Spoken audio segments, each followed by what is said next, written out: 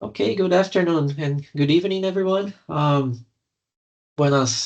tardes a todos. Welcome. Bienvenidos. I hope you are all doing well. Thank you for joining the call and welcome to our fifth teleconference of the VLab project for WMOs Area 3 and Area 4 in support of the Early Warnings for All initiative. Um, this is our fifth meeting, and since we don't have any new collaborators joining us today, there is no need to go over the project timeline as we usually do to get everyone aligned. And we are currently in the design phase. We are developing our resources. And just like in our previous call, we will dedicate most of our time today discussing the development of training resources and how we can share our experience throughout the project with the satellite user community, probably during CALMet, as we are going to discuss soon. Uh, this is the agenda for today's meeting. We'll make a brief introduction and we will begin with updates from CoEs so we can understand where each one stands in terms of content development and training format. And this is important now that we are a couple of months away from our deadline on September 30. And as discussed on our previous call, since the AMS conference has been postponed, we will explore the possibility of submitting a contribution to CALMet, as suggested by our colleagues in Argentina. And we'll go over the details of this possible contribution, including whether it's viable to propose a virtual workshop and how we can make it interactive and engaging. Okay. Then we will discuss some elements of consistency across CoEs, such as the use of a common slide deck and introductory text to present the Early Warning for All initiative, and also to introduce this pilot project to students. And this will help them to understand the overall purpose behind these training efforts. And we will also explore the possibility of using the same training evaluation form so we can consolidate feedback across all training sessions and have insights into how we are doing as a project. Okay. And then we will look at how case studies from RA3 and RA4 could be used to enrich the WMO ETR basic satellite skills course. And I think this is a good opportunity for a cross collaboration between different initiatives. And we will finish talking a little bit about the translation workflow, particularly what WMO requires in order to be able to translate our videos and training content. Okay, so that's the plan for today. And please feel free to interrupt me to make your questions or comments. Here's our updated activity plan showing the expected timeline for each action. And right now we are at the design phase, right? Which runs until September 30. We are currently working on action number 4. And a first update is that we have updated this action to explicitly mention that training materials will be uploaded to each CoE's own Moodle platform. In the previous call, we indicated that materials would be uploaded to the WMO ETR Moodle, but after some interaction with our colleagues from ETR, we learned that this is not viable, at least for now, in the context of this project, mainly due to some formatting requirements from ETR. So we agreed that the current approach is that each CoE will host their resources on their own Moodle platforms, and that is perfectly fine. Another update is that translation into English will be done upon request. And this is just to clarify that translation is not a requirement from WMO for this project, since the materials will not be uploaded to a WMO managed repository or Moodle that would maintain an English version. So if a COE understands that their resources could benefit the international community, you are welcome to submit them to WMOSEC for translation, provided we follow some requirements we'll discuss shortly. Okay. And finally, regarding action number 7, which involves sharing our experience and best practices, we've decided to not to mention any specific event like AMS or satellite conference, but instead we've kept it more general to allow flexibility moving forward. Okay. Any questions for now or any comments? Okay, if not, let's move on. This is our team. We don't have any new collaborators joining us today. Here in Brazil, there is a possibility that another colleague will join us in addition to Regina and myself. But we expect to have a confirmation by next week. So for now, there's no need to introduce any new members. And before we move on to the updates on the development of training resources, do you have any updates on the letters of undertaking? This is the status from our last teleconference. And during our last call, the remaining LOUs still in process were those from SMN and UCR. And based on the feedback at the time, the LOU from SMN was already underway, but they had some changes on their staff, and their new national director was working to advance the process. And as for Costa Rica, the process was in development with the possibility of finalizing it through a new mechanism that aimed to make it more dynamic. So do you have any updates to share on this, Marcial or our colleagues from SMN? It's still ongoing. It's a real pain to get it done, and we're still trying to figure out if there's any news, but we're doing it, but it's not so bad. And here at the SMN, we continue at the same situation. It's no news. Okay. Thank you, Marcial. Thank you, Luciano. Okay. Diego, may just to compliment, not to compliment, just to comment on this part. I my fear a little bit, and I did spell it out to you, Diego, before the previous call, but since I was not participating in the previous one, I did want to spell it out now. So my fear is that this LOU may arrive when the project is completed. So basically we will have everything like timeline, everything which will speak to the projects in the past. And I'm not 100% sure if the legal at WMO will accept it as it's okay.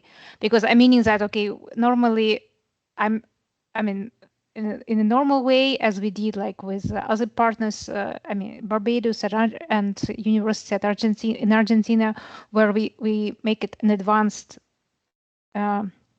agreement, so certain services should be delivered.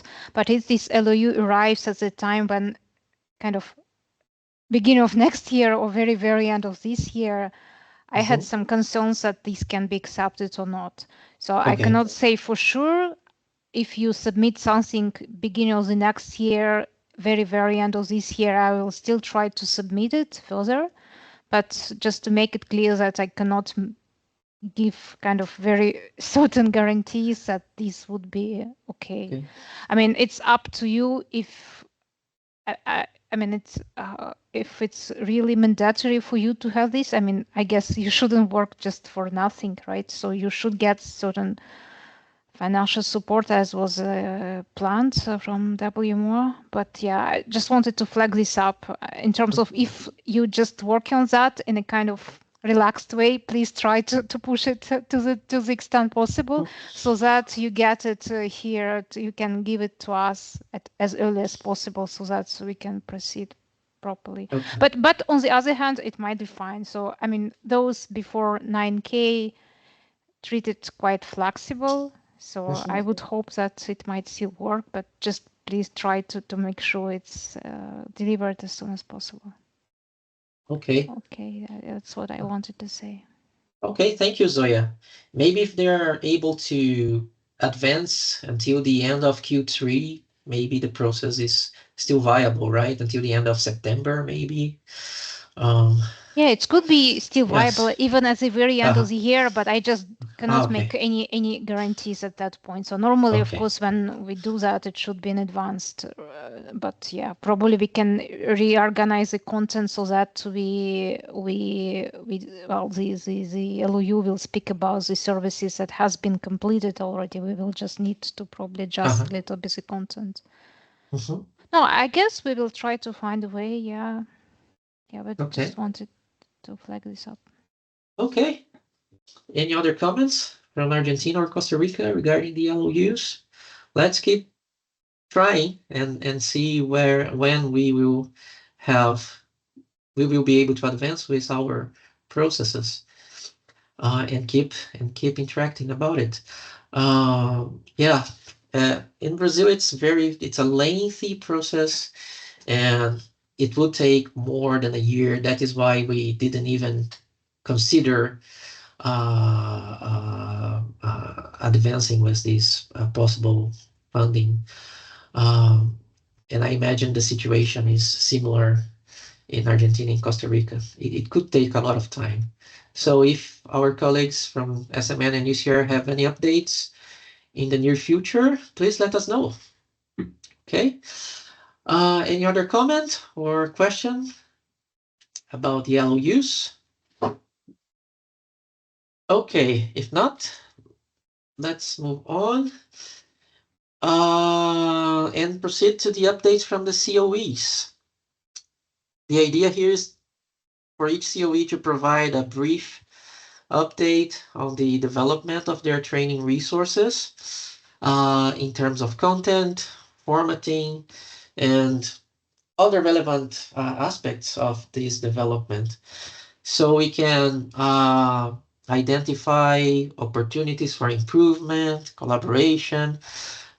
We still have a couple of months to go, which gives us time to adapt our resources, to incorporate new ideas, and even ideas from other COEs, right? And brainstorm new approaches. So that's the idea of these of this topic in the agenda.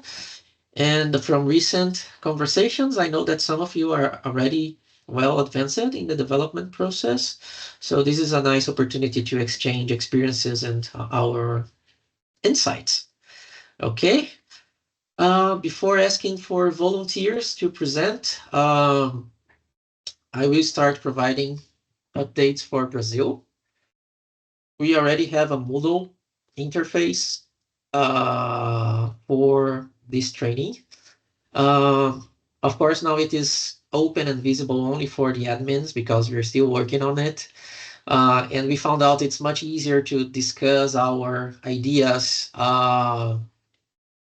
and with the real thing structured, so we can add content with the real interface and structure in our minds. It's easier to discuss things. This is the draft banner for our training.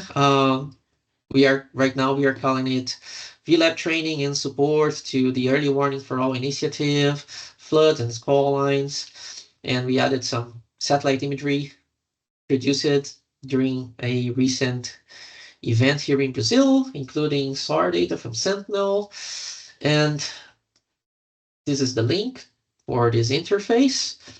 And for now, this is the structure we are working on. And this is what I would like to bring to the discussion today. As for now, this is in Portuguese, but let me just provide you a brief overview. Right now, we are organizing this training into 6 main topics, with the most important ones being units 4 and 5, where we demonstrate the use of satellite imagery to monitor these specific hazards. And the plan is to begin, as we have discussed it last call, with a brief introduction to the Early Warnings for All initiative and this VLab pilot project. And as discussed, we suggested that all CoEs could use the same slide deck to present the initiative and the project.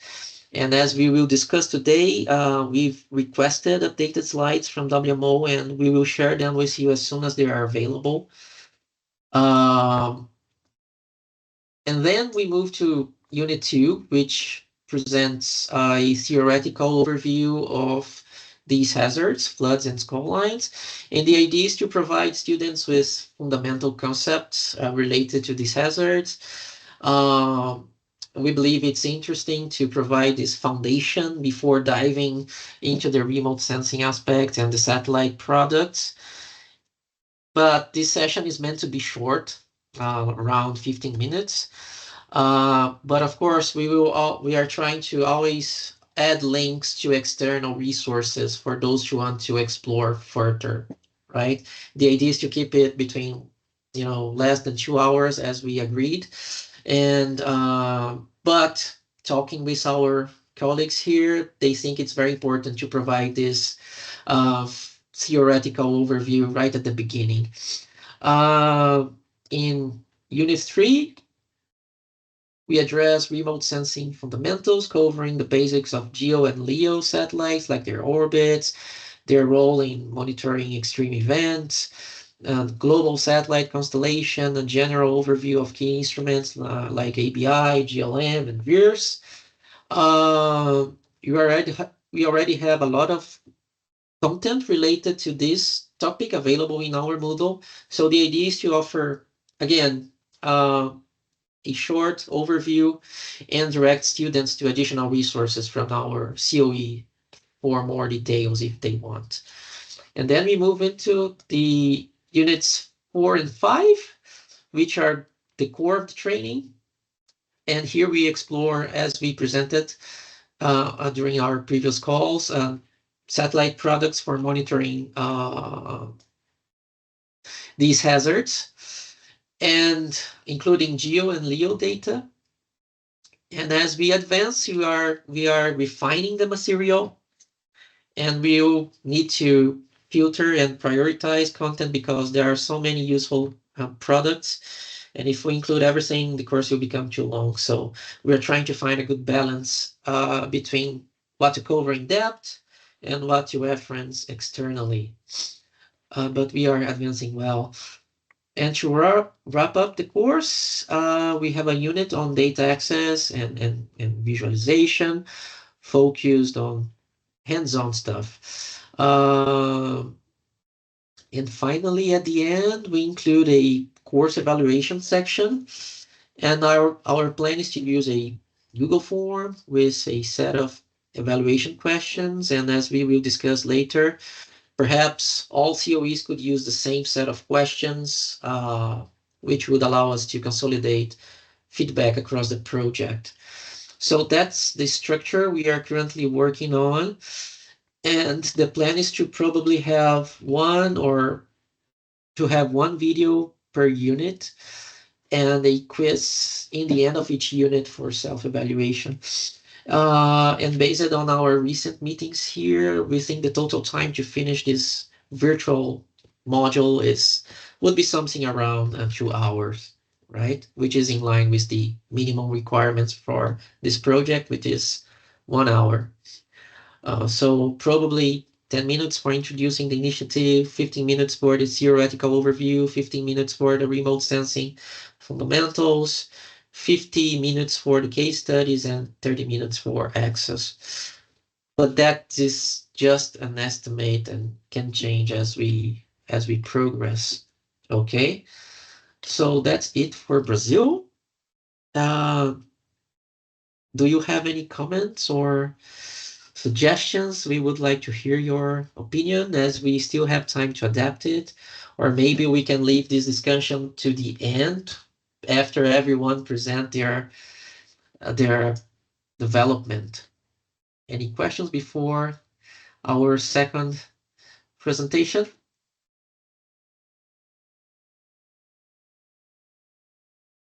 No comment? Hola, ¿quién es? Ah, Luciano. Hola, Luciano. Marcial. Marcial. Hola, hola. Marcial, please. Hola. Go ahead, Marcial. No, así rápidamente, nada más te iba a comentar que una de las cosas que yo creo que sería bueno agregarle a esto, ahora, sorry, I switched to Spanish, I'm gonna, Okay. en Spanish. No, voy a hacerlo en español. Creo que sería bueno con el Notebook LM, por ejemplo, generar audios con la misma información, eso como lo hace la GAI en realidad toma muy poco tiempo, generar como audios asociados a los módulos o cosas así, igualmente sirvan para la parte formativa y que son, en realidad no va a consumir prácticamente nada de tiempo de parte de los desarrolladores, o sea que su material se pase por una AI que genere un audio introductorio, por ejemplo, y que se comparta junto con esto. Creo que la gente lo puede apreciar. Nada más un comentario. Perdón, yo no escuché el principio. La idea es, estos audios son generados por... Sí, como lo que se hace con el Notebook LM que vimos allá en Oman. Audios generados por AI. Ok, como un overview. Ok. And that, y esto no sería tan difícil si usamos todo el contenido como referencia en la... Ok. Yo no sé si están todos familiarizados con esta herramienta acá. No sé si... Creo que no, pero tal vez podemos hacer como una introducción para que lo veamos en algún momento si lo consideran apropiado. Yo lo he estado usando con ciertas cosas y a la gente le gusta mucho por lo fácil que es. Sí, es muy fácil. Sí, pero después lo podemos ver ya si queremos hacerlo. Nada más creo que sin poner un audio como introductorio a cada tema, creo que ayuda a que la gente se familiarice. Sorry for the Spanish, but I think it was way quicker. ¿Quieres hacer un resumen en inglés para Bernie y Sawyer? Y los colegas de CIMH también. Yeah, sorry about that. Just I was mentioning that we should create small audios for these modules using AIs. For example, the notebook LM that we saw in Oman in VLab. It's pretty easy to use. It will not take time from the developers. You just feed it with the information that you create, and it just creates an introduction audio for these topics. And I think it's valuable for students and participants of these training modules to use Notebook to generate mind maps or frequently asked questions or even audio introductions. Thanks.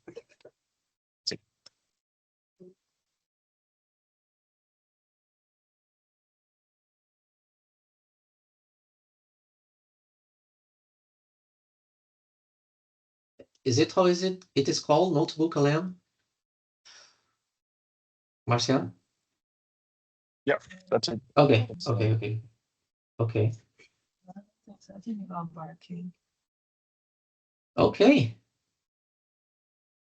Luciano, go ahead. Yeah. No, I have a question about the structure that you show in the model. The reality with the homogeneous of the all material. The idea is to maybe, I don't know, there are something talking. Yeah, there is a... Okay, sorry. And no. My question is, I saw your structure and it's very nice with all the topic and it's very similar that we are thinking on our structure for our hazard. But I don't know if the idea is to suggest for all the groups to make an structure like this in order to be all the hazard have the same structure. Well, we can discuss this today. Okay. Do you all think it's still viable for us to coordinate among ourselves to have the same structure in our courses? Maybe we can leave these discussion for the end after everyone presents their current status, and then we can discuss about if it is still viable to adapt our structures. So all COEs have the same, the same or a very similar structure between courses. Okay. And Diego, another question. How do you, for example, in the case study, you put inside some link related that going to a Google Colab, for example, to manipulate data or something like that in the Moodle? We are thinking on having only on the last unit on data access and processing, Okay. Have a unit dedicated for this. Okay. Okay, but that's just our idea. We can discuss further, what would be the best way to proceed.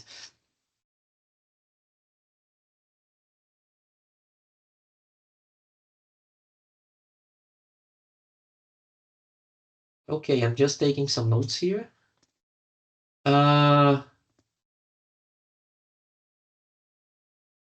Any other comment or suggestions before we hear our volunteers? Okay. If not, do we have any volunteers to present their current? Okay, Luciano, go ahead. SMN. Yeah, I don't have a you lot can of share. You can share. Yeah, your I can share. Yeah.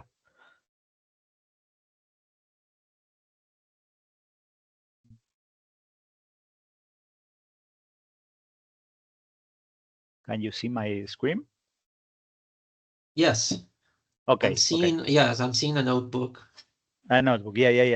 Yeah, we continue to. Well, this is a new that we will be use the COE Moodle, but we'll continue to organize all the material in a Google Colab, but following the same structure with a different unit, and a unit 1 that is related with the early warning for all initiative that will be the same material for all the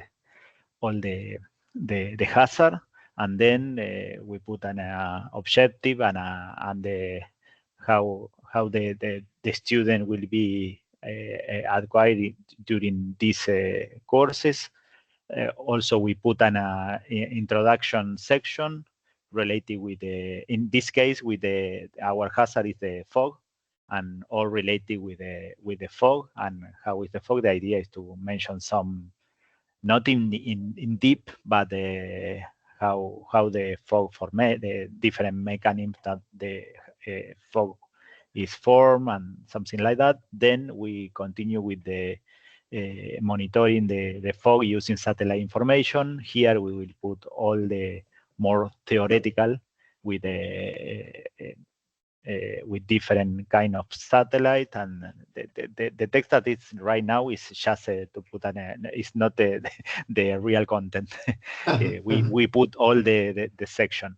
Then we continue with the relevant of the CoEs satellite as an operational satellite that give us an high frequency information for monitoring the fog.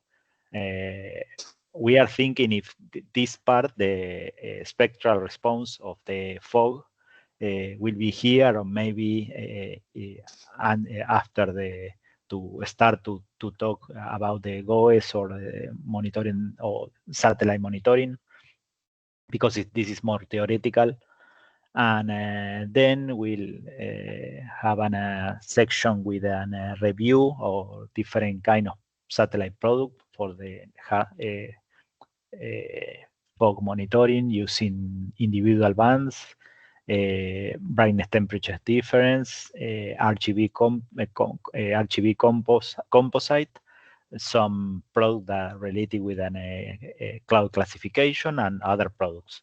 This is a review of different approaches, and then we finalize with a case study. And here the students start to work with manipulating the data in each case. We have 3 different case studies for fog, and well, the idea is in this part to use all the tools related with the Google Colab to analyzing the different, I don't know, this is the BTD, and they analyze the image and different kind. And then we finish with an evaluation.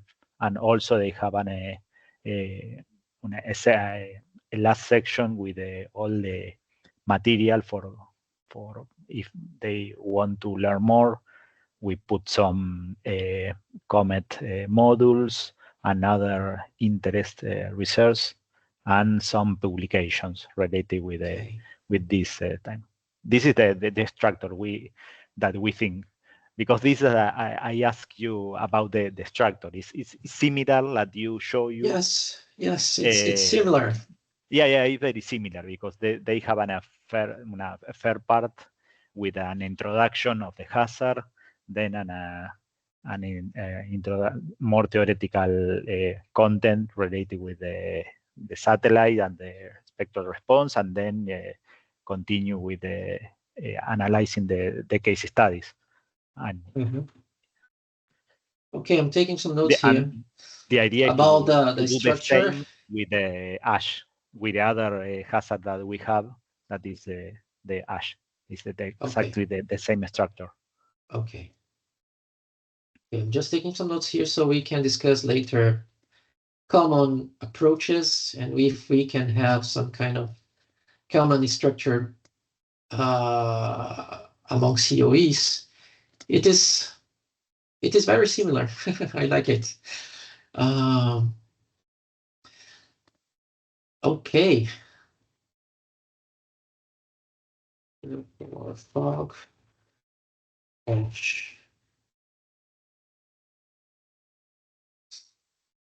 Okay, do you have any comments or suggestions regarding presentation from Luciano and our colleagues from SMN?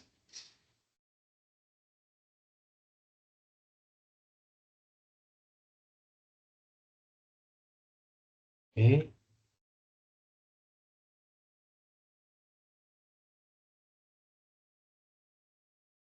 Do we have any other volunteers for the next presentation?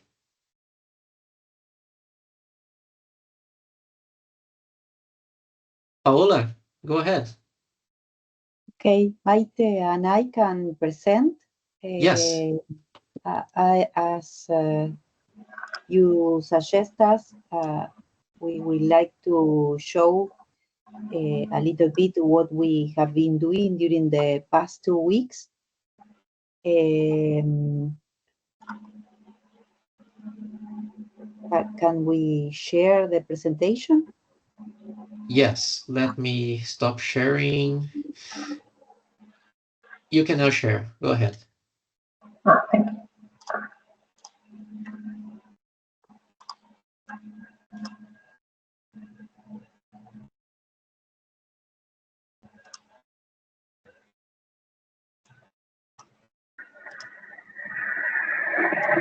Thank you. Okay. Yes, we are seeing the structure of the course. Oh yes, sorry, I won't go. Just in the previous one. Okay. This is the update. Thank you, Maite, for sharing the presentation. During the last 2 weeks, together with Maite and also with Lucho, we have been doing a winter school on nowcasting techniques. This school, the next slide, this school has 30 students. 30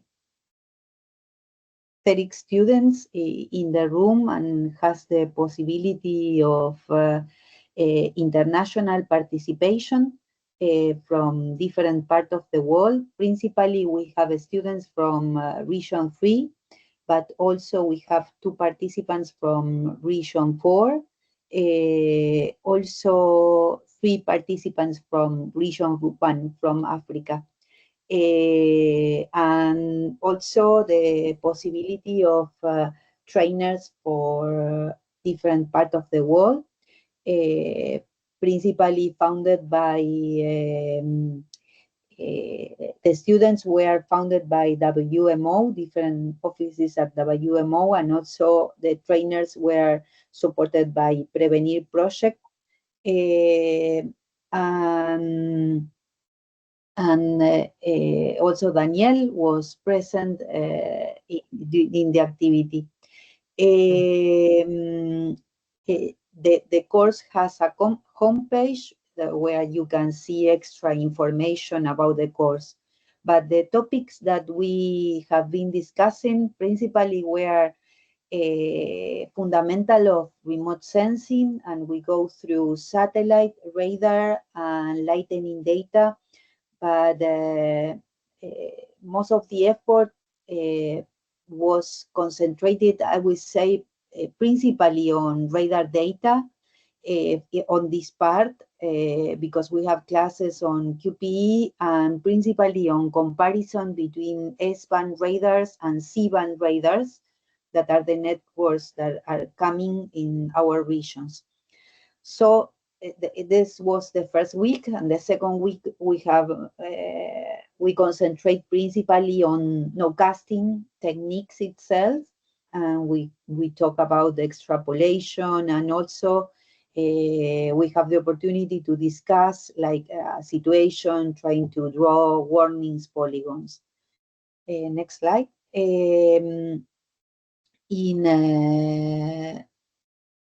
We generate, this is the survey, the results of the survey, where the students evaluate different topics.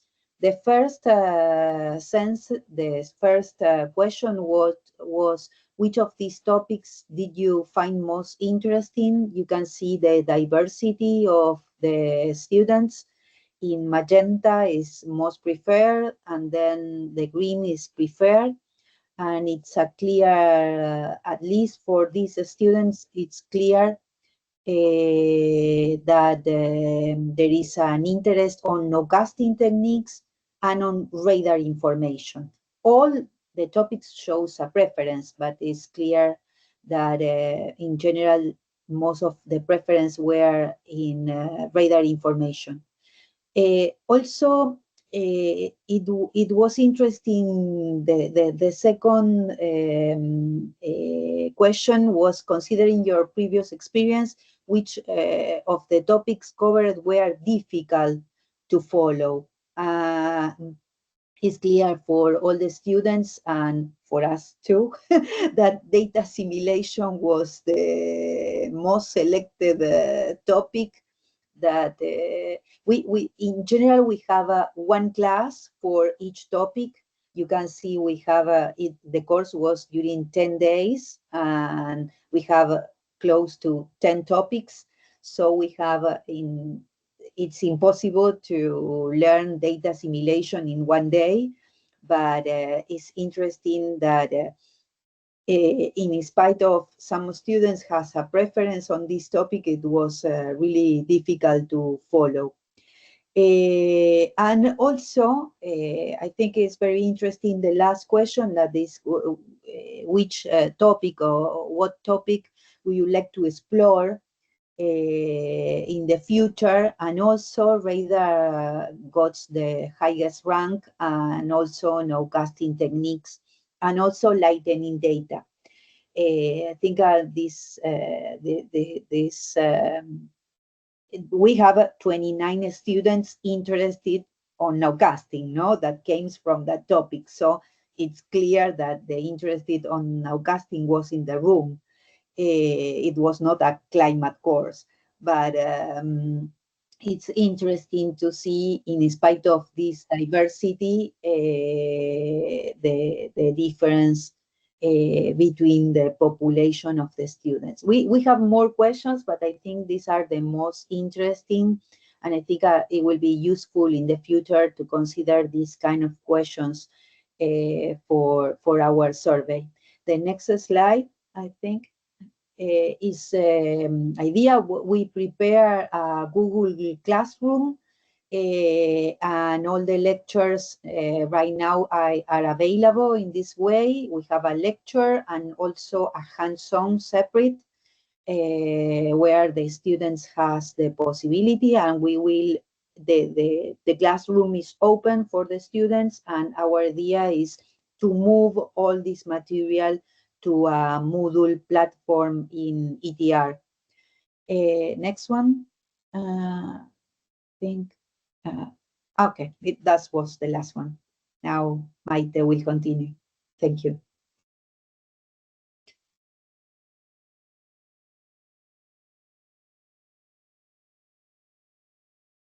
Maite, no te escuchamos. Estás muteada, Maite. Sorry, I started talking. So we, yes. No, a question, Paula and Maite. Just a question. Are you making a connection? Are we going to make a connection between the experience from these Winter School of Nowcasting Techniques and the proposed project, the modules that we are going to develop for this specific project? Just for me to understand the flow of the. Okay. Maite will answer. Okay. Probably. Okay, thank you. Yes, Thank you, so, Paula. yes, for this school, we developed some resources that already are on some Google Colabs. So as our first testing of this kind of material for the courses. So for example, this is the one we developed for the satellite from the analyzing of a severe storm from a satellite perspective. So what we did in this notebook was try to test some of the elements to make the Google Colab a little bit more interactive. So one of the best that Luciano also showed a couple of minutes ago, so was the ability to show this kind of animation that people can go back and go forward faster or slower. This was really useful. People also find it really useful, so they can stop, try to go go back and go forward, or without a specific time, for example. So that was, we test that and we find it quite useful. There are also, with the animation, some questions that can be looked at in the animation, maybe before telling them what this product was showing, trying to make them think about what they were seeing, and then maybe explain, maybe you can go ahead with the animation and the question, and then do your explanation about the product. That I found it quite useful. The next things, for example, for RGB products, not only with the animations, we also use some tools that allows students to go a little bit deeper into the RGB products. Maybe here they can do a zoom over the image and point at any point, and you can see here how the RGB was constructed, how the RG and the colors are contributing to the final color. So that's something that students also manipulate, and they were quite invested in this. They can do a zoom and maybe go deeper into the image and the information.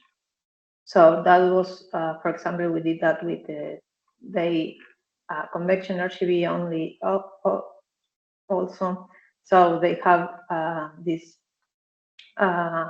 tool that we find it quite useful, and we had a good response with this kind of tools. And also, well, the Google Colab also give you the option to this kind of hidden responses. So you can make your questions and make your about the animation or the image, and then that explanation is kind of hidden until they click on it. So that's related with this modules that we already developed, but it was for the course. Moving to the module structure, the idea maybe is a little bit different, the structure that we were thinking for the modules.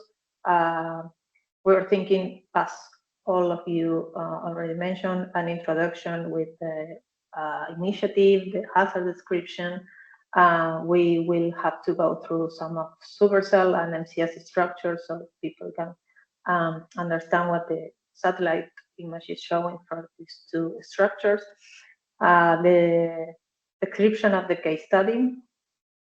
And for the satellite products training, we were thinking more like a structure of describing what satellite products are useful to study the pre-convective initiation environment. We have two deep convection situations, so we will go through the products that are useful for pre-convective initiation environment. Then what satellite products are useful for studying the convective initiation itself and its intensification. And then depending on which model, if we are talking about the hail or the high precipitation NCS, different tools that can get they can see severe weather patterns or precipitation estimation. And then a conclusion section, as you mentioned already, about links to other resources and data download and other resources of the same project. So we are in the timeline. We already we have all the images thanks to Dominica, that is our student that's working in the project. We already have all the images and the data collected and plotted, and we are now developing based on this that we created for the course. We are already developing the activities, the coding of the notebook, and also starting to develop what is like the theoretical and contextual material, meaning the text and image that will go with the resource.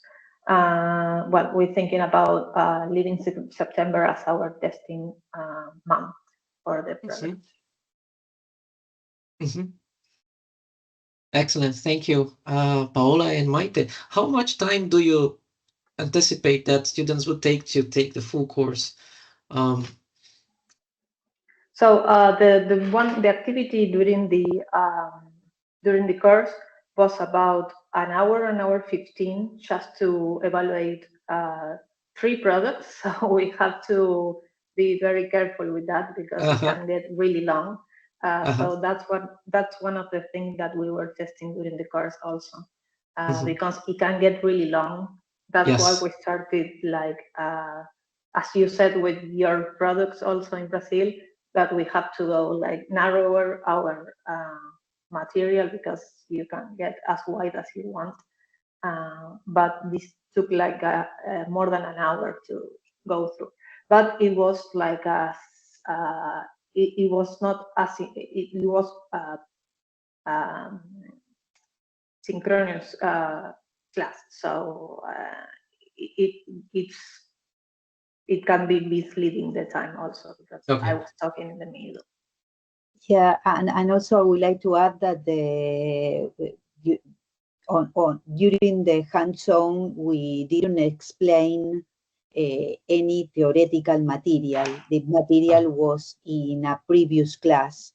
As Maite said, the students really know, but that really know was in a theoretical class during the morning where we explained the RGBs. So probably in the module, if we need to evaluate how much time it will be like another half an hour at least to read the material. Okay. Luciano, same question for you. How much time do you think students would need to complete the course? I think that at least two hours maybe. At least 2 hours. Okay. Yeah. Because we have at least in the fog hazard, we have 3 different cases to analyze, and the idea is to to make Okay. Question for SMN and the call. I like how you are structuring your CoLab notebooks with the whole course, will you also be able to port or convert this to a Moodle interface or a dedicated web page for the course? Or are you planning to use only the CoLab as the main structure for the students to follow? What are the plans? Yeah, I'm actually this is something that I'm testing, because what happened is that all these animations and stuff in the Google Colab is also making it quite heavy for Big. the internet to go through. So depending on how heavy that is, maybe we can structure it with different collabs, and maybe what is the line of or the structure is in a Moodle, but they have links to different collabs. So that's something that I'm actually in the middle of thinking, because what happened with Google Colab is that since it doesn't have like a background, it's all like white or black. You can get colors and everything, but sometimes it gets too long, and it's like a really long page, and it can be quite exhausting also to read. So okay, thank you. Luciano, go ahead. No, I'm agree with Maite that maybe look see or look in the Moodle page. Maybe we can think in a combination of both. Maybe all the first part that is more text is more easy to put in the Moodle, and then, as Maite say, we can make different Google Colab to put in the part where we want the students made some analysis on the products or made some discussion or processing of the data. But I think that we can try to find a good combination between the Moodle and the Google Colab.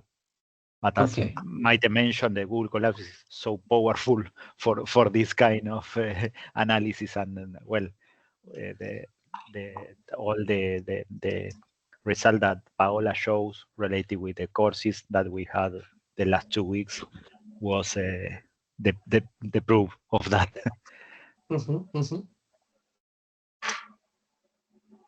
Okay, thank you, Luciano. We have some comments from our colleagues from Costa Rica. Daniel Poleo is having some problems with their microphone. He's not being able to activate it.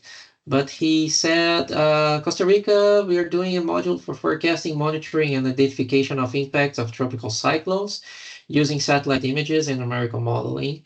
In this case, we have divided it into 2 case studies, Hurricane Otto and Hurricane Eta. And the idea is for them to learn, A, processes for identifying possible cyclones, B, identification of the center, C, displacement and trajectory, D, intensification of the cyclone, E, affectation of possible impacts. The idea is for the student to learn with the examples to identify the entire process. And we would be recording a video and using the audios for each module. The PPT is in the drive, and I have a question, how to upload them to the VLab platform? Or is it enough to mount the project in PowerPoint or Colab, for example? Several products, primarily satellite imagery modeled by WRF and Kalman filters for precipitation forecasting. I don't know if I understand. Are you asking if you can upload the content of your training for a Moodle platform that is not from UCR? Is that the question? Marcel, help me. Yeah, I think Daniel is asking. I'm also chatting with him. I think he's asking if there's like a platform that we should all commonly use for this, but it's not. I think I got the impression that it was on your platform, like you mentioned the Moodle at the beginning of the meeting. But I think this is something that we can clarify internally here. Okay. Yeah.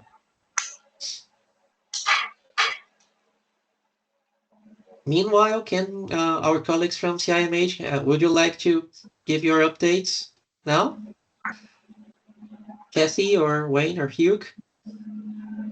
Hey, hey, Diego. Hey, everyone. Um, can I just share briefly my screen? Yes, yes, please. Possible? Oh, Okay. Um, share. Is that okay?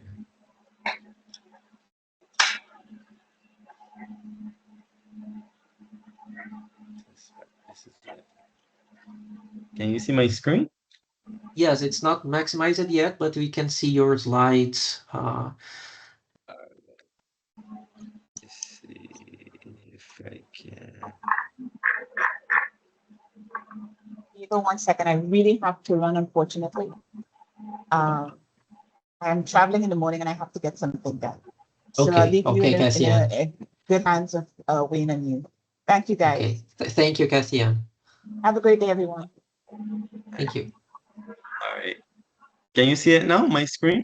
Yes, we can see it. Yeah.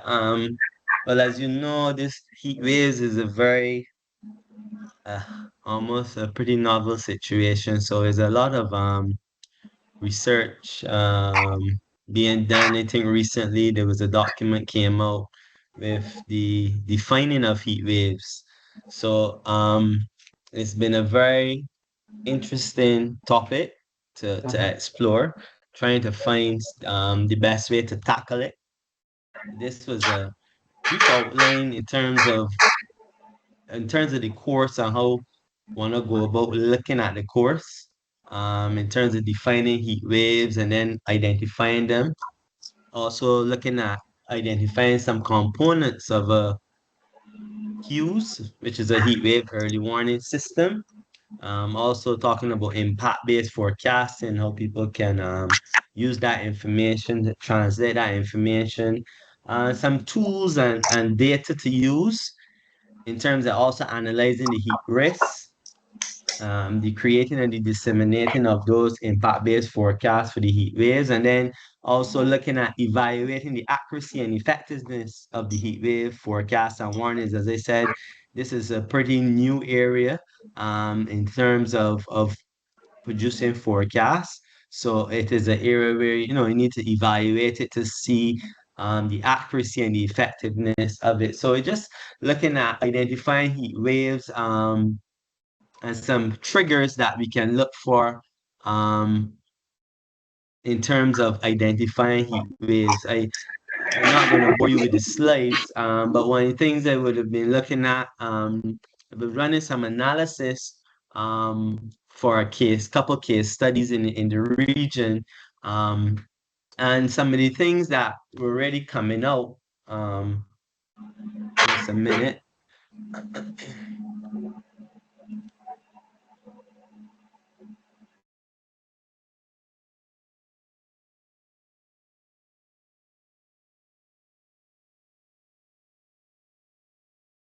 Okay, sorry, I was muted. Sorry, guys. I'm taking some notes here on the topics you intend to cover. What was the last topic after creating and disseminating impact-based forecasts for heat waves, Wayne? The last one. I was unable to. Just no problem. Just 1 minute. I was making an adjustment, right? Okay, Evaluating the evaluating. accuracy and effectiveness of heat wave forecasts and warning. Okay. Okay. So as been doing pretty much had a couple case studies. Was looking at one over Barbados, to really identify to try to come up with some triggers. So there's some factors that really were coming to light, and those some areas that you're gonna look at. Probably gonna have to utilize some the. So let me show you some of the tools you want to probably look at. Might probably be VEERS or MODIS, ECMWF, probably even you can utilize because currently with the analysis, I'm using the ERA5 data as well to run some of the analysis.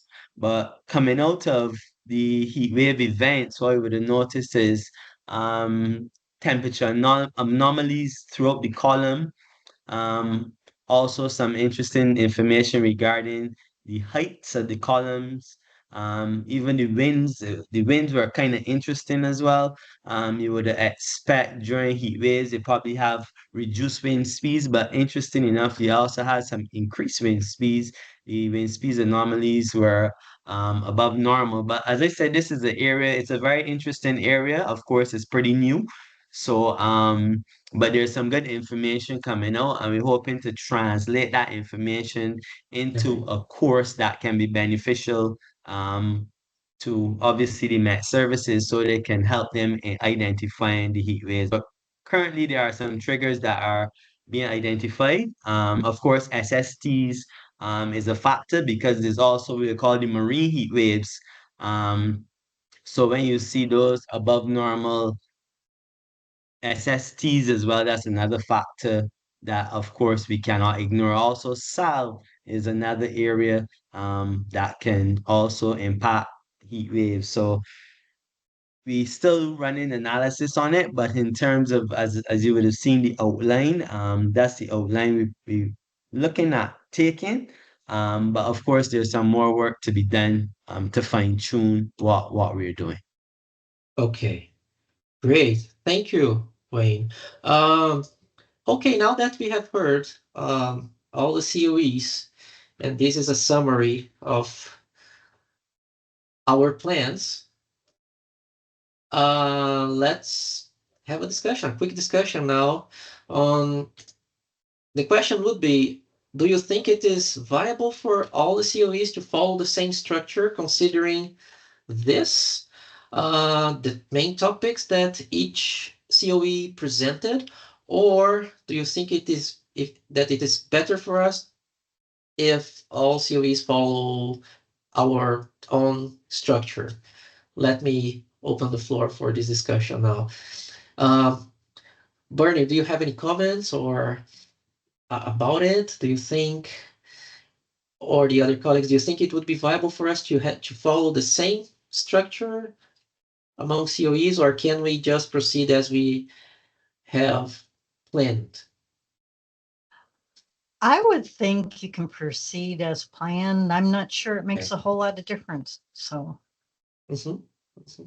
yeah, because in the end, we will not have, before we thought on having all the modules on a single Moodle page, right? But now, each COE will be uploading their course in their own on their own Moodle platforms. So I think we should work towards having the first topic, that is the introduction to the initiative and the introduction to the project, similar among COEs, and maybe the evaluation, and then leave the other topics as we have already planned. Okay. Yeah. Any other comments on that? Yeah, I think it all sounds great. Yeah. Yeah.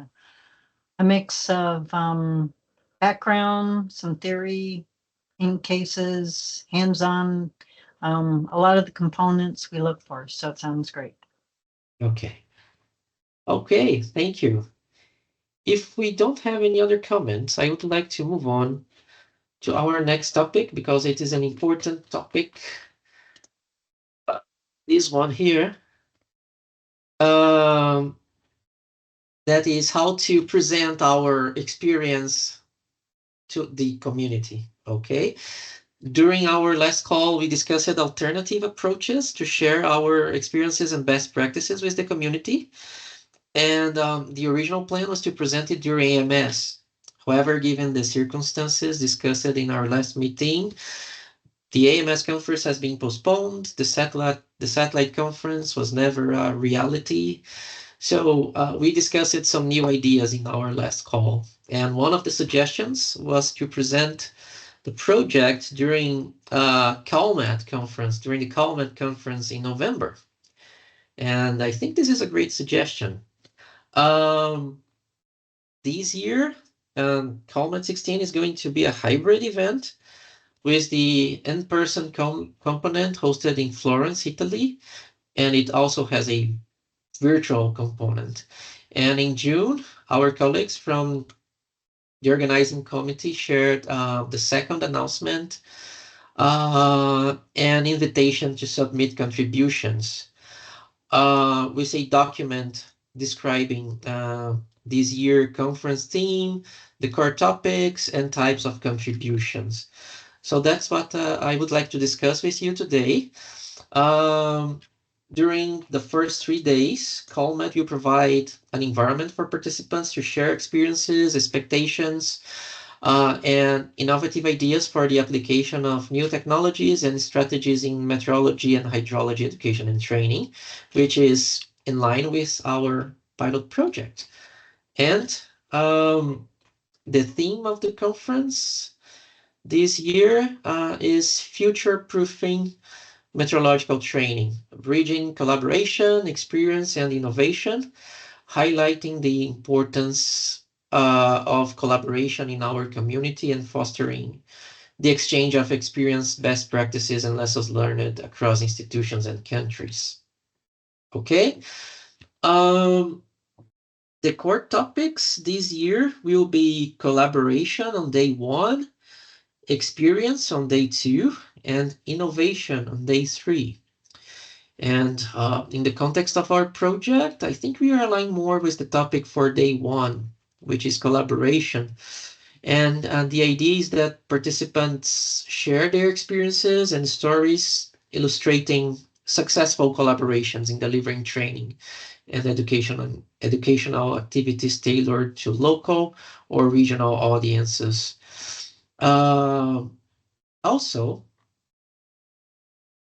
we can submit our contributions by August 19th using this link here. And there are 3 types of possible contributions: poster, keynote speakers, and interactive workshops. Okay, Marcial, for example, said he will make a presentation on VLab during the conference, which is great. And in the context of our project, maybe an interactive workshop is a good option. And that's what I would like to discuss with you today. This virtual workshop would happen in one of the synchronous online sessions and should align with the conference's core topics, which in our case is collaboration, I think. But if we are proposing a workshop, we need to include the intended learning outcomes and describe the interactive activities or methods we plan to use to engage participants. Okay, sorry. Let's discuss it a little bit. These are some screenshots I took from the registration page. And for these questions here, I think these are the best options for us, okay? Online contribution, as there are no associated costs for registration and traveling. The Western time zone, and meaning that this possible workshop would occur between 17 and 19 UTC, exactly the time of our meeting today. And the core topic that would align best with our project would be collaboration, I think, as we have different COEs working towards the same goal of delivering training covering regional hazards. Okay. I'm not sure about the workshop, if it is the best option, but let's discuss it.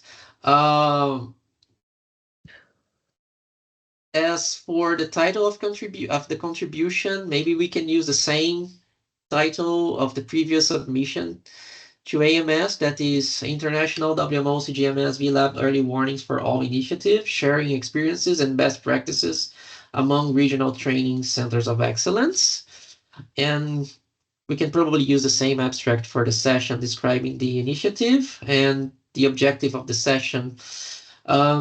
This session aims to share the experiences and best practices from the centers of excellence. We also invite others to share their training devoted to the Early Warnings for All initiative.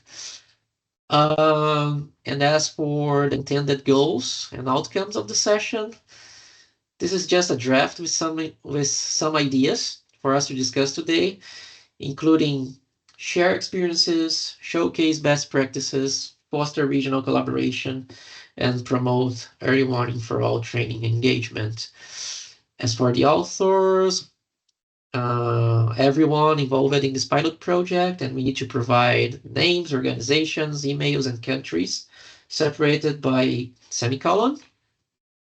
Okay, and to facilitate our discussion today, the first question I have is, do you think an interactive workshop would be the best contribution in our case? Here we have a comment from the organizing committee, as we have discussed this a little bit last week. And this is the message. Looks like a very interesting project, and happy if you propose a workshop. And we think the central question while planning a workshop would be, what is the input we would like to get from the community? Okay. Answers on questions you still have with regard to this project, to test the materials made, or only to create visibility within the community. Because if it is only to create visibility, maybe other format might be more suitable. So considering this, considering the draft learning outcomes, let's discuss it a little bit. Do you have any ideas on how we can make this possible workshop more interactive and engaging? Or do you have other suggestions? Would you like to comment on this? Oh, Paola, go ahead. Yes, Diego, maybe it's a basic question. I Okay. don't understand what a workshop means. Un taller interactivo donde nosotros vamos a presentar lo que hicimos y invitar a los participantes que quizá testar a los materiales, probar a los materiales y crear alguna actividad interactiva en este taller, siendo que los cursos van a ser el tema central de este taller, ¿no? O sea, por taller yo entiendo actividades prácticas relacionadas a este proyecto. Esto entiendo por un taller. But we are asking for students to do the Google Colab, or because I don't think that people that goes to the conference will be the one that's going to sit and test the notebooks. No, I don't think this would be the focus. This is the reason why I don't understand what a workshop means. If we are talking about the students participating in the Google Colab, or discussion time, or a course, because a course is a course, and I don't think the material is for a course. Maite, do you like to make a comment? Yes, on that, because normally workshops are expected for the people taking the workshop to do an activity related with the workshop you're delivering. So I think that since we have different kind of activities and they are all quite long, I think that if we want to present a workshop, we should think about something that a specific activity for that. That's something that. Yeah, I don't think. In my experience with this kind of workshop in CALMet, I went a couple of them during these years, and they all expect this. This is, I think, that the message from the committee is saying you need some input from the audience. The audience must do something with what you're delivering, or they have to do an activity. So I think that in that case we would have to think quite carefully what activity we want them to do.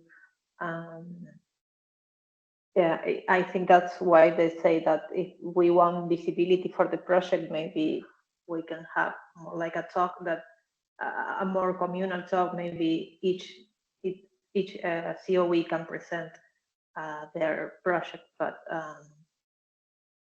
that's my thoughts. I understand.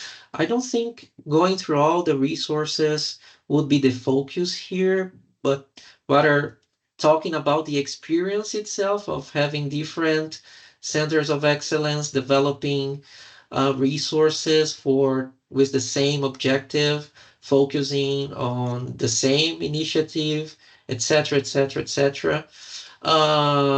To share this experience, but how to make this an interactive and engaging workshop? That's the question, right? But this is a talk, Diego. Yeah, What yeah, are yeah. you That is talking why. That about is is a why. talk, not That a is why. workshop. Yeah, that is why. You know, we need to discuss today if somehow we could make this an interactive workshop or just a talk and present the project. Yeah. Hola, Marcel, go ahead.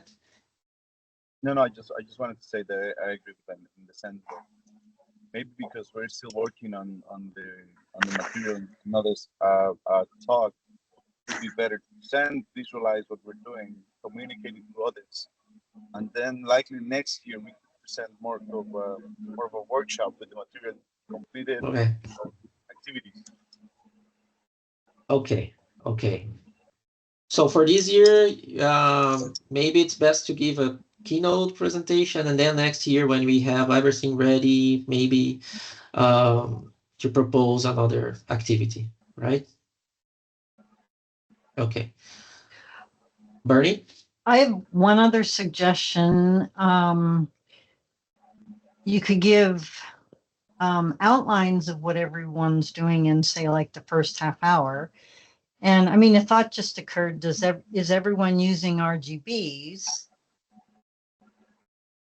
And is everyone using, say, like a Jupyter notebook or a Colab or something that they could be examples that people could work with?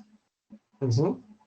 So, you know, and even when if you were to do a workshop and it's so, and although you also have to think of, could this be done in the time frame of November? Mm-hmm. Mm-hmm. And just showing that, you know, in our region where we are familiar with,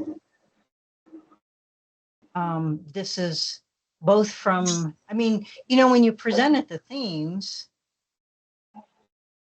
we are sharing experience, we are collaborating, and we also are, what was the third thing? It seemed like we covered all three topics anyway. Yes, collaboration, experience, and innovation. Yes, yeah. And the innovation part could be, we're also moving into AI to help us summarize things, or to help us, yeah. Mm-hmm. For the innovation, they are focusing a lot on embracing AI. Right. Okay. Well, so it probably would fall more on the first two because we're just getting started on the AI part.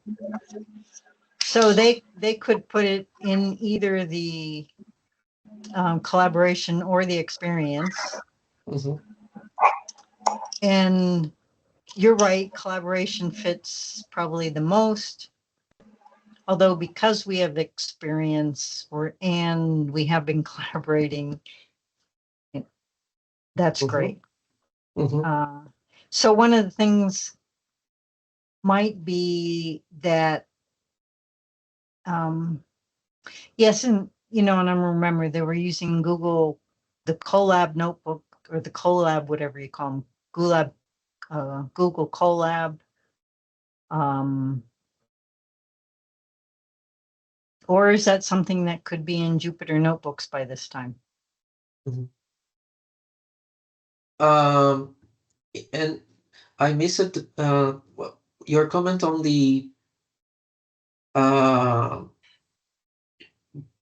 workshop or presentation. Can you repeat that? Right. I mean, if you wanted to do it as a workshop, the first, say, 30 minutes could be an introduction to what the project is.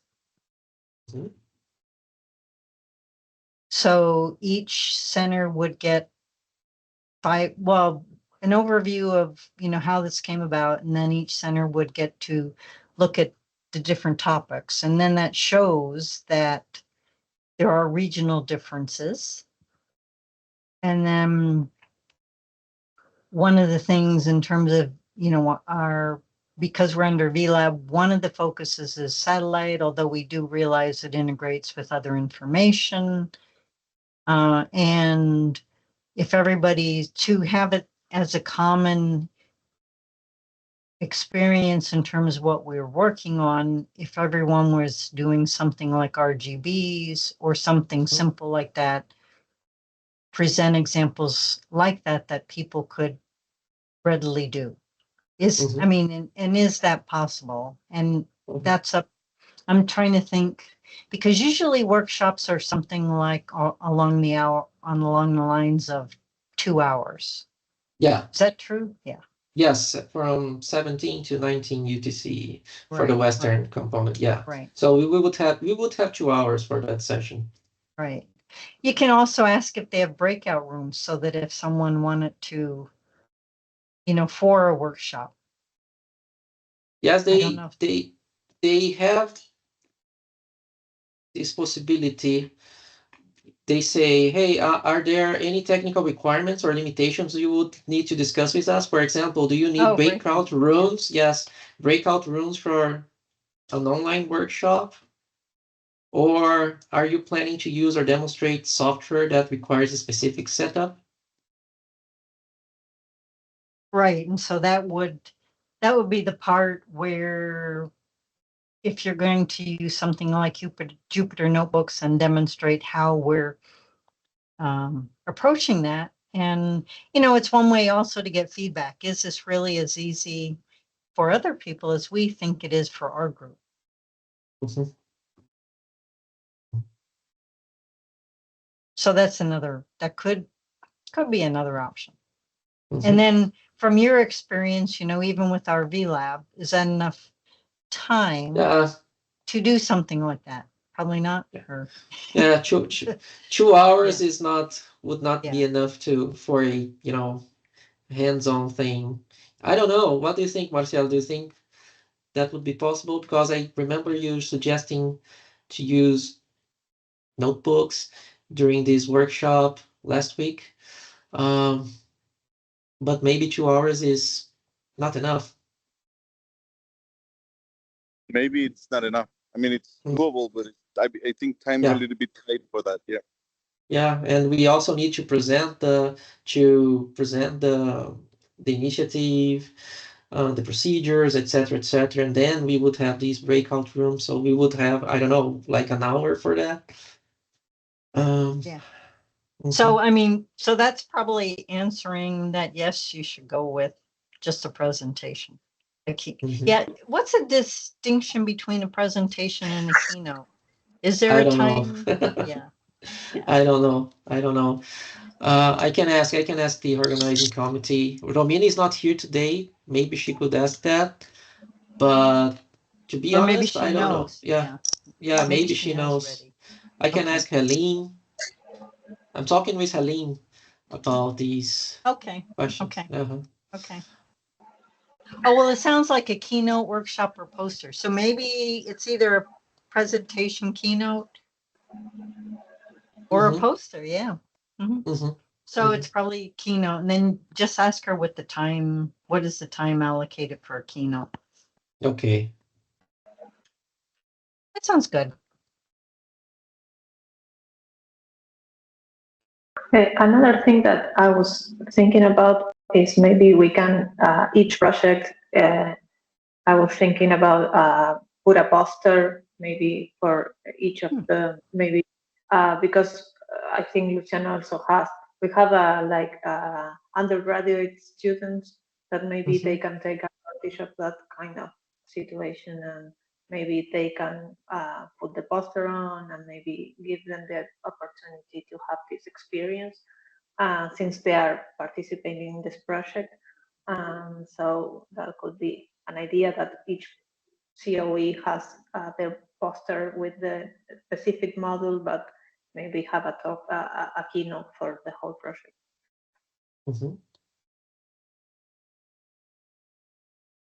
Diego, I saw Roro actually had a hand raised on this issue, so probably she may provide some additional clarification. Oh, is Roro online? Yeah. Great. Hi, I was Roro. wondering who YP was at first, and then I realized I was going to look, and then I'm like, okay, great, yeah. Hello, All right. everyone. Awesome. Hi, Roro. Thank you for Yeah, joining. yeah, I'm still on my way to the accommodation. So my way to my friend's family house. So it's still in the route. So thank you for the invitation. If I may to jump to the discussion. Sure. So I'm come a little late, and I saw that you discussed about the whether you will present for the CALMet as a keynote speaker or choose workshop of or poster to show the project that now is ongoing. And I believe it will be like finish in September or October, I Yes, think. in the end of September, we will have all the resources finished. In the end of Okay. September, yes. So in the end of September. So yeah, actually, maybe something that you need to consider first is what is your intention to show or present this project to others, whether you will gain the feedback or comment about what you are doing, or you will share your experience in doing this. Considering that I believe this is like some, well, it can be count as a first initiative between COEs and some institution, which is a different approach, but it's aligned to be in one project. I think that is the, well, how to call it, like a novelty for this kind of project. Correct me if I'm wrong. Yes. Yeah. So at first you need to brainstorming what is your intention, because usually workshop in CALMet. I also for those who may be the first time I meet you all. I'm also the co-chair for the CalMet working group. So I'm a little bit know about the background of the categories of the three form of the presentation. So if you intend to use workshop, so there is two possibility that you can use. The first one is to gain comment and feedback from the participant. In this case, you need to really think about the question. So like how to say, like a provoking question for them to think in the like a short time, like a 1 hour, because the work normally took like 1 hour to 1.5. Then maybe 2-3 question, which is provoke them to think further, or to discuss within the group. Maybe you need, I hear about the necessity of the breaking room, in the Zoom, Breakout room. and then maybe you can deliver one question, and then ask them to discuss like a 5-10 minutes about their experience and how they comment on your question. Then after 3 questions, then you gain all the comment and feedback.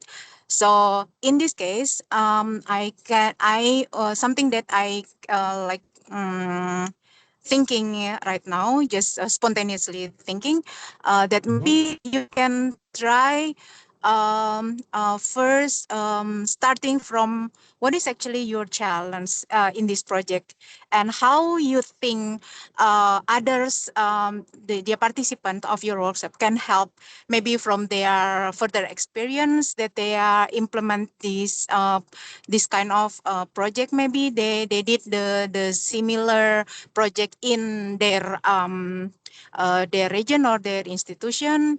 What is do and don'ts, something that you can get as a takeaways from them to improve the quality of this project, the result of this project. That's the first thing. When your intention is to gain feedback and comment from participants to improve your project. The second is if is also or lesson learned from this project, and you want to share this as a lesson learned from them, as a best practice from them, but then you like make a role play from them. You make some like how to say some case that they need to work on it a little bit. Bernie mentioned about the RGB things. Maybe you can get that as example. Let you put them in the situation that you already going through, but you already knows the result in the end, and then give them a bit experience on like a to taste that kind of experience that you already experience in the previous time in during your time in working this project. So in the end, in the conclusion, when the activity, so you really involve them to the interactive activity, because the key of the workshop is you need to involve the participant and not merely just present your project, but you need to involve them like interactive activities. Bernie also mentioned that kind of activities, but yes, of course, consider also if let's say to involve the Jupyter Notebook or some others like high with the high level of skill, maybe you need to consider, because like we have participant that had a different level of skill of doing things like this. So things that it can be like changable and manageable to do in that kind of time in the during that time. So not too complicated activities, but they can manage them, and in the end you can like doing like reflection, so they can all together you can like direct them a little bit to the conclusion. So after your workshop, they have the takeaways. So the second option is the takeaways is from them to learn from your experience, but the first option is from you to take the takeaways from them to improve your project. So yeah, it's that's a workshop.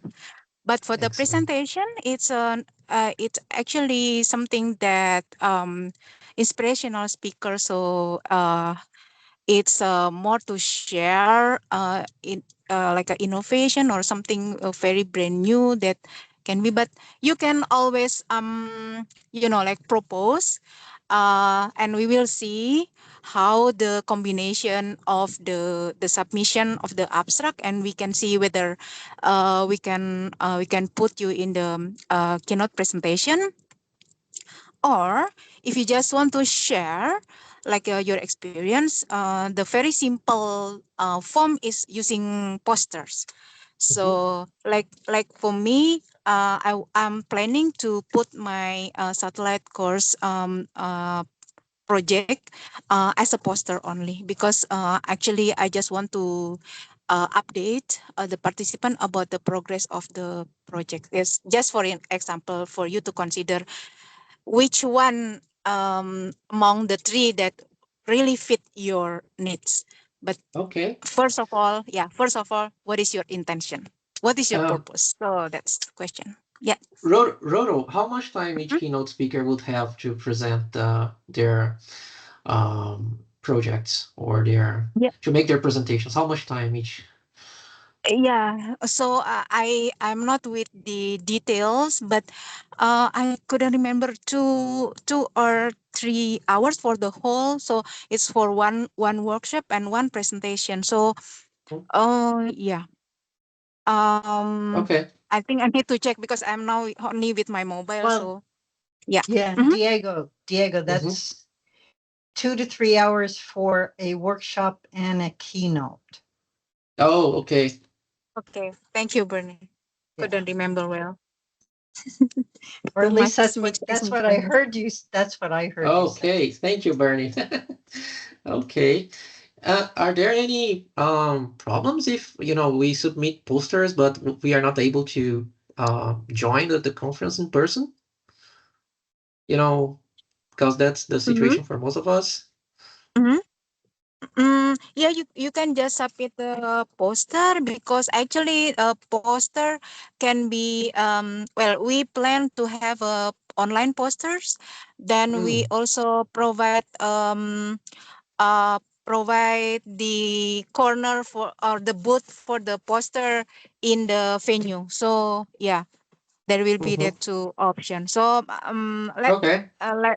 so if you are not ready, like not ready, not unsure whether you will be participate like online or in person, so you can just simply submit as a poster.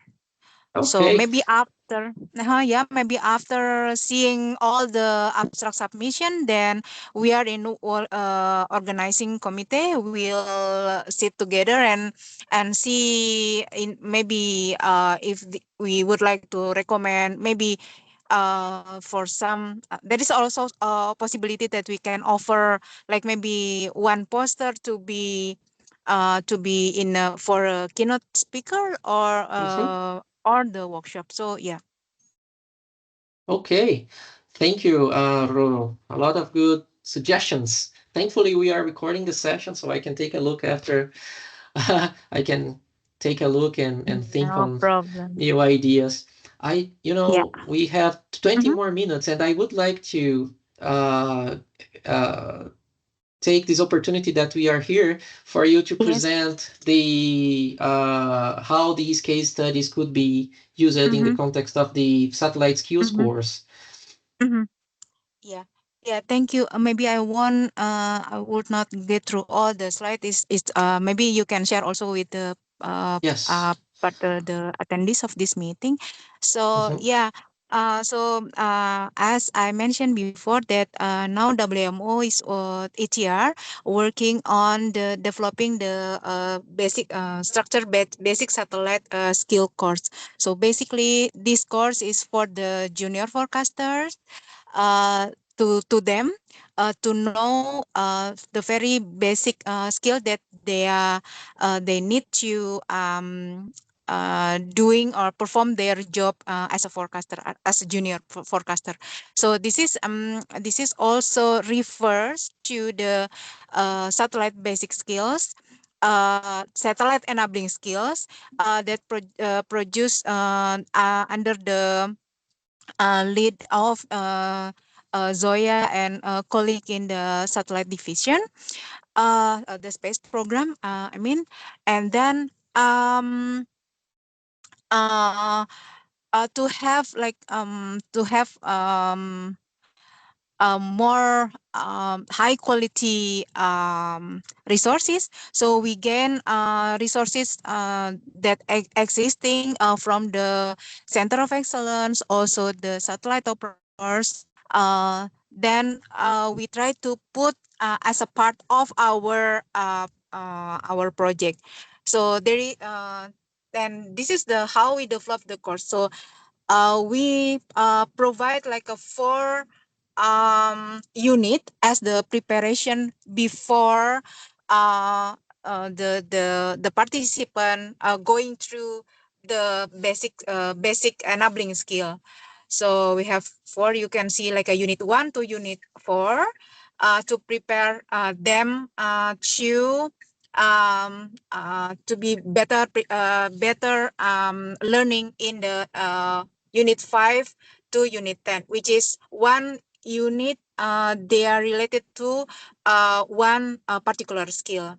So because this course also, this course is self-paced, so it will be there in the WMO ETRP Moodle, so it will be open to the participant, like in the global world. So from the Med Service or from the Center of Excellence, that they would like to gain these skills. So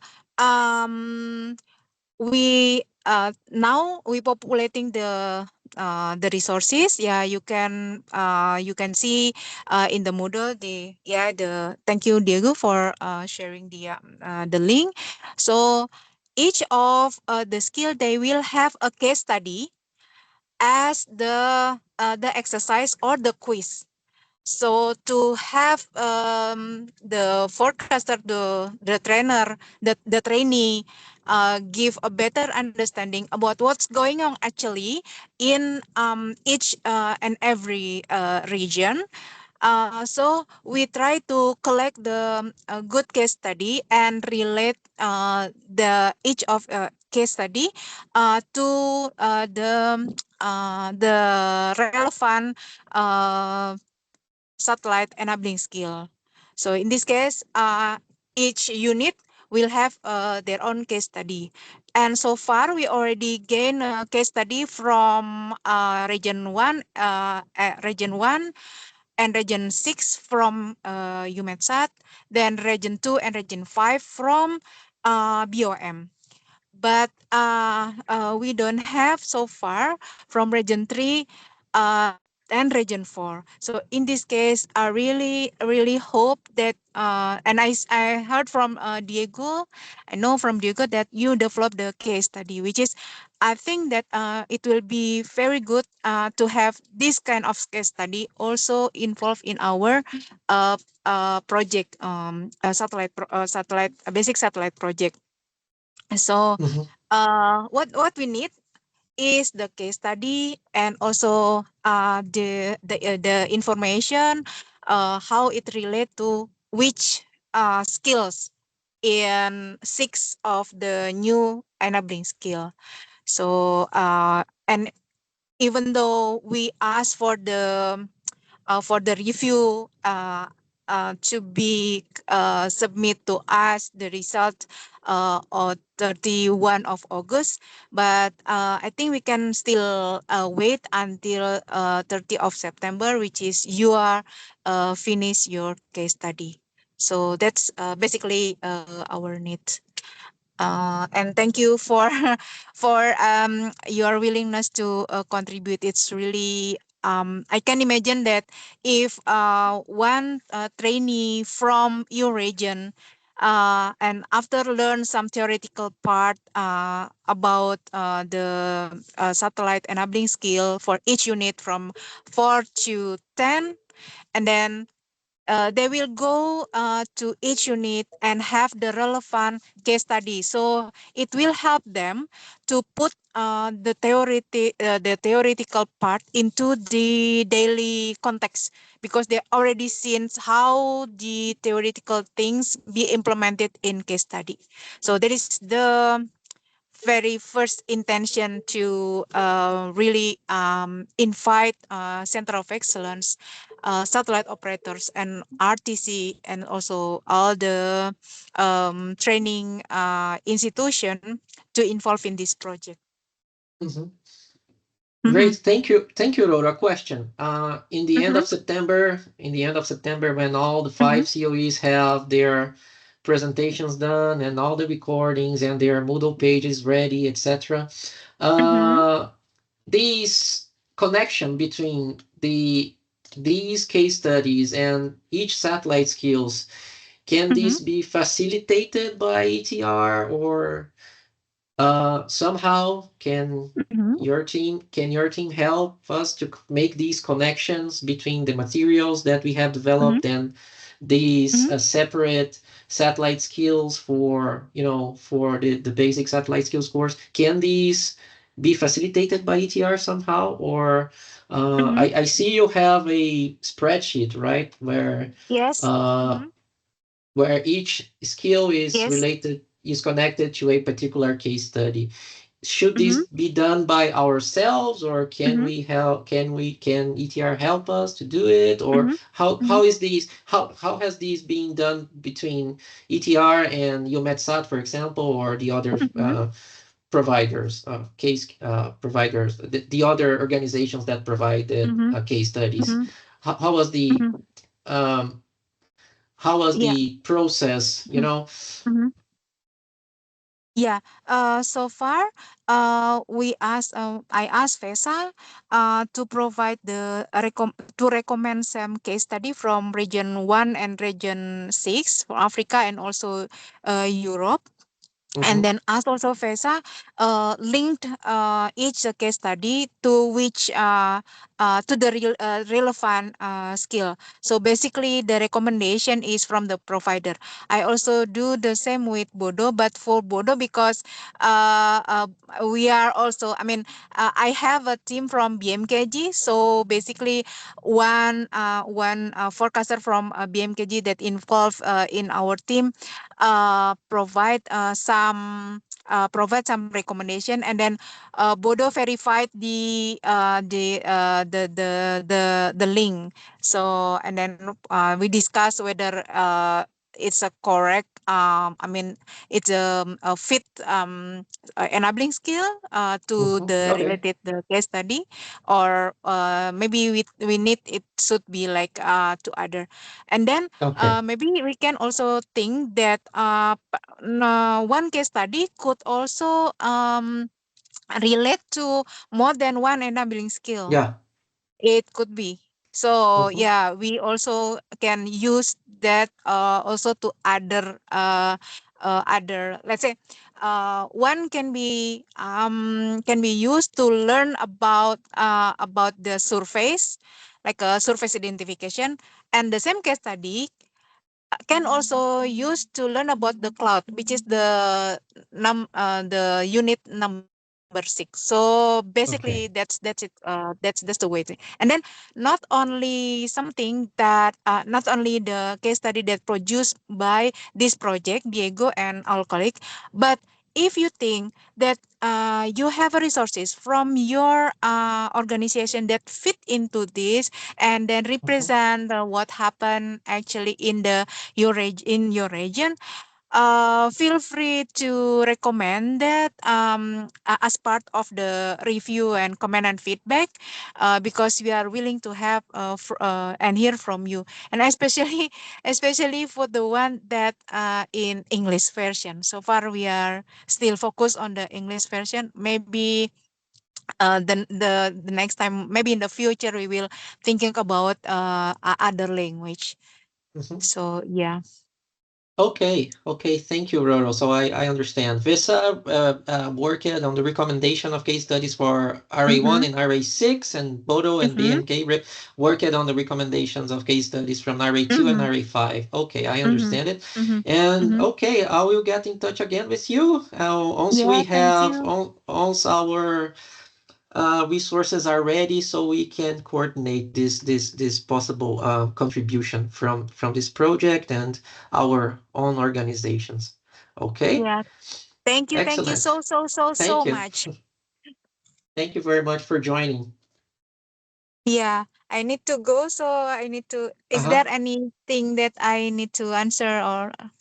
But anyway, yeah. Great I can contribution always from reach. your participation Yes. today. Thank you very much. Yeah. Okay. Just reach me through email if you need me. Yeah. Okay. Thank you Thank you very so much, much. Bye Roro. bye, Diego, and all. Have a good evening. Bye. Bye. Okay, everyone. We still have 10 minutes more, and I just would like to comment that one of the things that we are thinking on consistency across COEs is, apart from this first topic on introduction of the early warnings for all and the project, maybe in the end we can use the same questions for evaluating the course. And I interacted with some of you asking for examples, And thank you for your feedback. And these are a couple of examples shared with me from the WMO Winter School of Nowcasting Techniques and the evaluation for the Argentinian example that Paola presented earlier.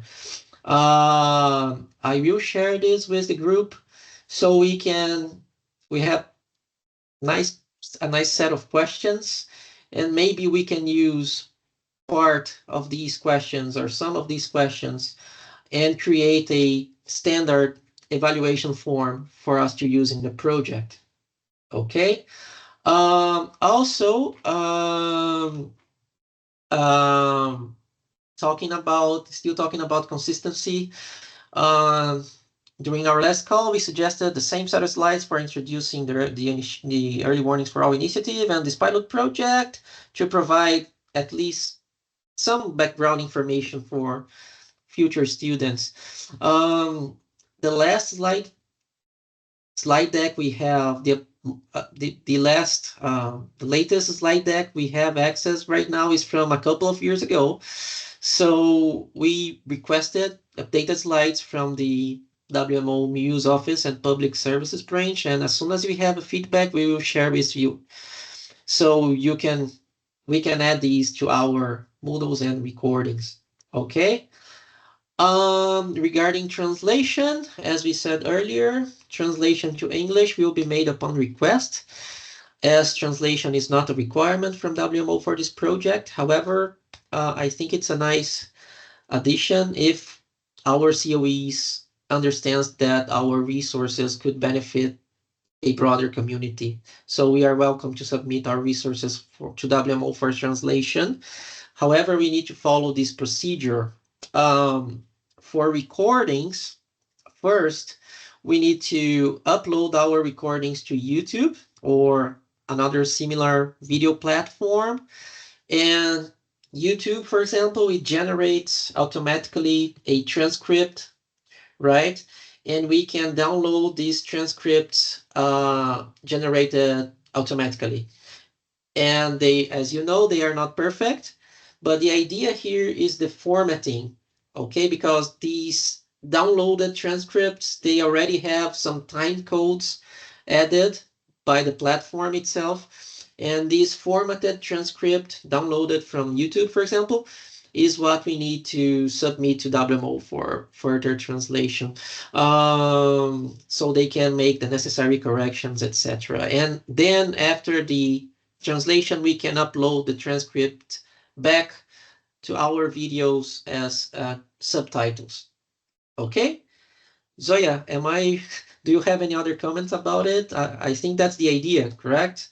Yes, you're correct. Yeah, that's true. Okay. That's for the videos, and if it's just a slide deck or presentations, so preferably in editable version. So if in case you want pictures to be translated, then it should also be editable. If you are fine to keep pictures in your native language, but just to translate the wording of the slides, then it's okay. But I mean, meaning that translation can be made only if that's can be editable. We won't be able to modify the picture if that's just a JPEG file with some, for example, Spanish language inside. Okay, thank you, Zoya. Do you have any questions on the translation workflow before we finish?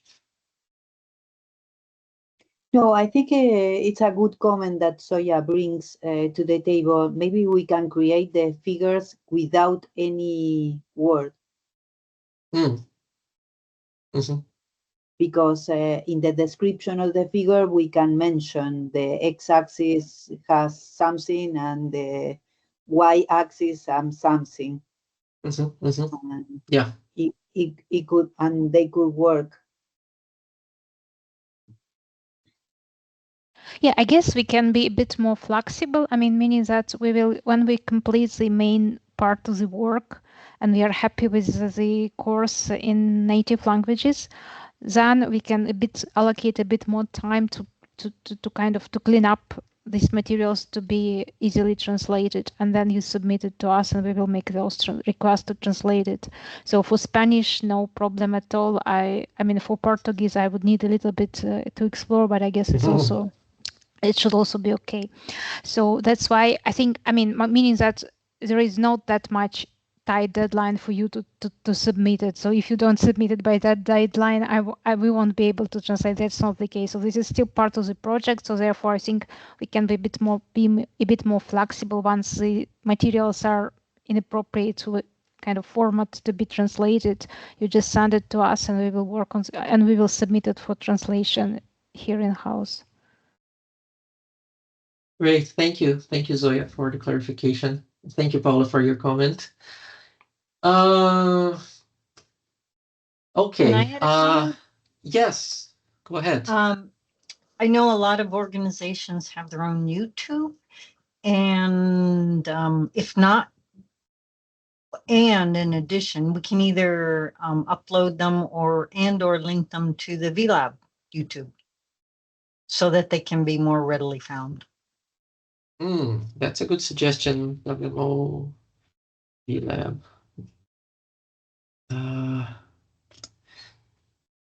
This is it. There is a channel called WMO CGMS Virtual Laboratory, and we can upload our videos to this channel. Once we have all the recordings ready. That's a possibility. Thank you, Bernie. Yeah, because we can have playlists, and it seems like there's even a part where you have partners. I don't know the term exactly, but I recall seeing something like that. Right. Where? Right. If you go back to home, try the home button. Okay. And then. Oh, VLab community. Yeah. Okay. Right. Okay. And so then there are different organizations. So if you're not there and you do have a channel and you want to add it, ask Marcial. Oh, Marcial is the manager. Great. Yeah. Excellent. Okay. All right. Thank you. As for our next call, I suggest having it in September, maybe in the end of the first half of September or the beginning of the second half of September, to give us time to make little adjustments before submitting our resources. And then in November, we propose having our 7th teleconference before CALMet, so we can coordinate our possible contribution. And thankfully, the session today was recorded because we have some additional things to discuss, and I will take a look at our discussions, the suggestions made by you, by Roro, by Bernie, and try to create a line of thought so we can decide on our submission to CALMet. Thank you very much for your suggestions. I will be in touch with you via WhatsApp and emails to discuss this possible contribution. And so the suggestion is to have our next teleconference on September, and I wonder if September 18th is a suitable date to everyone. It is a Thursday, September 18th, maybe at 17 UTC again. Would that be fine for you, all of you? September 18th. Okay for me. Thursday. Okay. Oceano, Maite, our colleagues from CIMH. Yes. Okay. Yeah. Okay. Our colleagues from Costa Rica, is that fine? September 18th?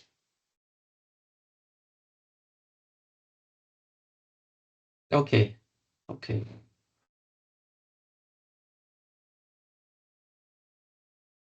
17 UTC. All right. Thank you. Our colleagues from CIMH, Hugh is typing. Marcel dice que está bien, gracias. Okay. So Hugh, as soon as you have a confirmation, please let us know. Okay, but let's consider that the tentative date for the next call is September 18th, 17 UTC. Okay.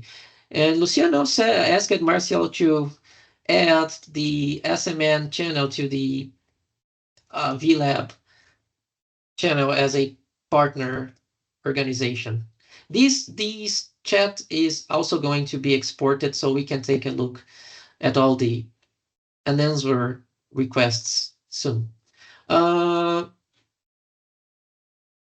Okay, any other business we would like to discuss today? Do you have any other comments or anything else you would like to discuss? It's 19 UTC, 2 hours already. Okay. I'm sorry, Diego, ahead, just Zoya. a quick show.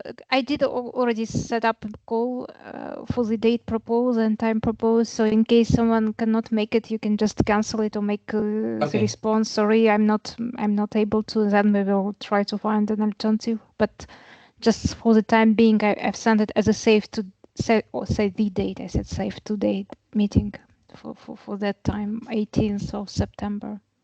Okay, receive it, Zoya. Thank you. That was fast. Thank you very much.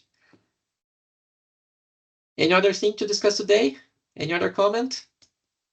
Okay. Thank you. Thank you all for joining the call. I really appreciate your comments, suggestions, and participation.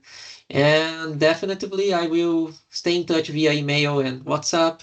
And if you have any other questions or if you would like to discuss specific topics related to this project, please let me know. And of course, we can always schedule additional meetings if needed in this interval. Okay, thank you again.